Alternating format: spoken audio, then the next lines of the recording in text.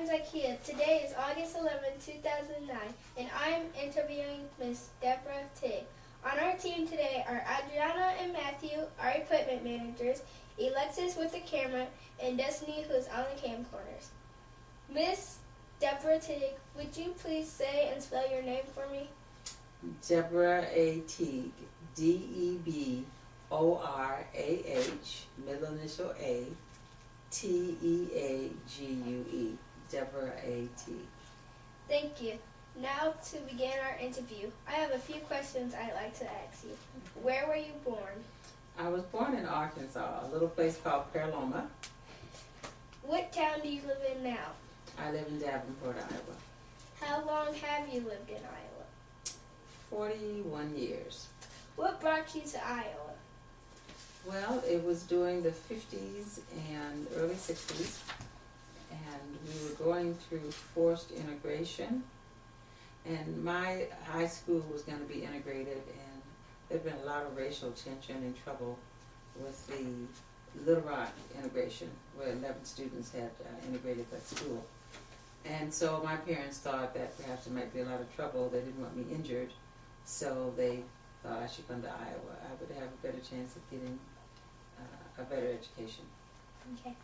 Where did you go to school? I went to, well, and when I was in Arkansas, I went to a school called Tollet, Arkansas. And then when I came to Davenport, I went to Central High.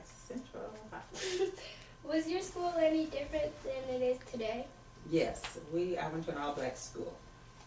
As I said, things were segregated, which means whites and blacks were not allowed in the same schools or live in the same community, ride the same buses. They couldn't drink in the same water fountain.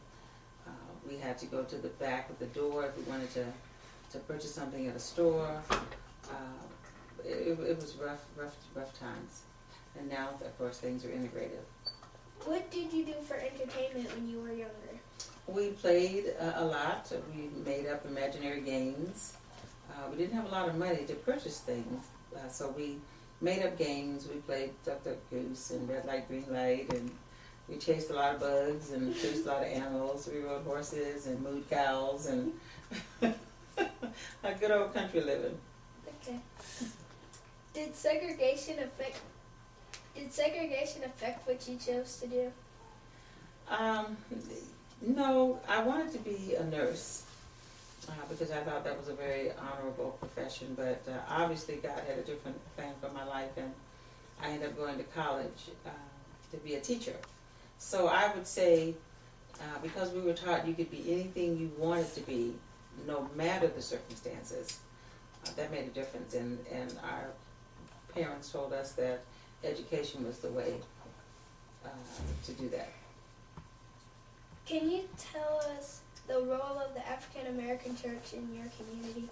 Oh, I belong to Gospel Mission Temple. My bishop is Dr. Bishop Jimmy R. Horton. And God is the center of my life, and so I live a life of servanthood. And the church within the black family is the number one focus. There really isn't any quality of life without church and Christ being the center of that church. And Gospel Mission Temple is one of the most noted churches in Iowa and really all over the world. It is known for stewardship, for love, for hospitality, holiness, and it's just wonderful. It's a little piece of heaven. How did the civil rights movement affect you? Well, because I went through the time of segregation, the civil rights movement opened a lot of doors for integration so that we could go to public schools and with white children and other children, that we could have more access to a higher education, that we could work at jobs that had been closed off to us. I remember Dr. Martin Luther King very well. I was a student at Central High School when he was murdered, and it just had a very long-lasting effect. And so without civil rights, things would be a lot different. A lot of people died, so that you and I are sitting here having this interview today. Okay. Have you been involved in any civil rights organizations? NAACP, I'm a member and have been for quite some time. there was a group called SCORE that I was involved in. And when I was at St. Ambrose University, we had a multicultural group called the Black Student Culture Group, and I was involved in that.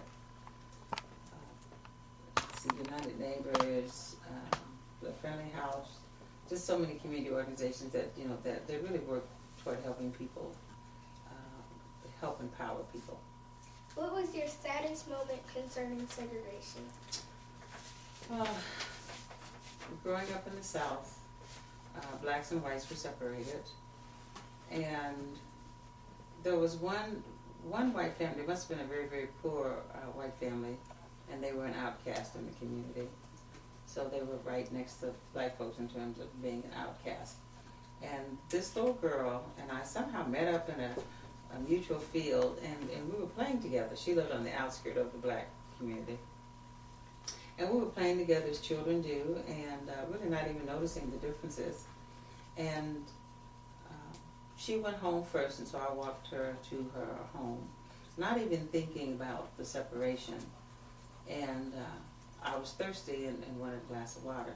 So she went in the house, she asked her mother for a glass of water.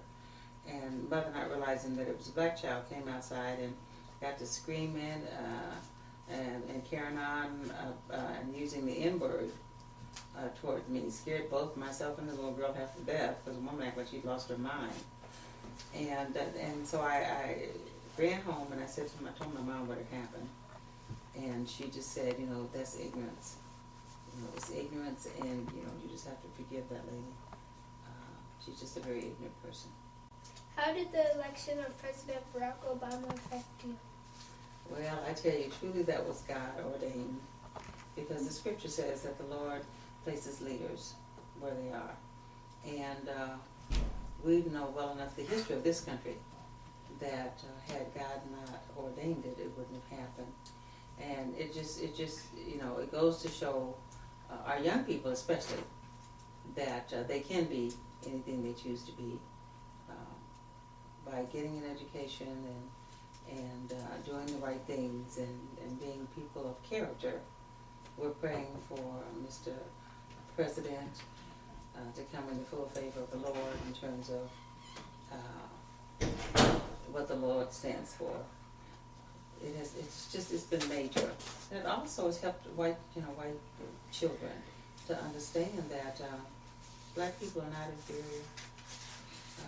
We were talking about it in class the other day, and I asked, why would the president care about the education of his children when we're talking about the nation's children? And they came up with wonderful answers, that he cares about us. He knows education is the answer. He knows that it'll open many doors. He knows that those rules that are on the books, we can use them when we are educated. You can't say, I'm denied this job and I don't have the education, but when you have the education, then you can say I was denied this job because of other reasons. Did you believe you would live to see an African-American president? Never in a million years. No, the Lord has perfect timing, and he's just a right now God, and he knows when. No, I did not think I would be alive to see that day.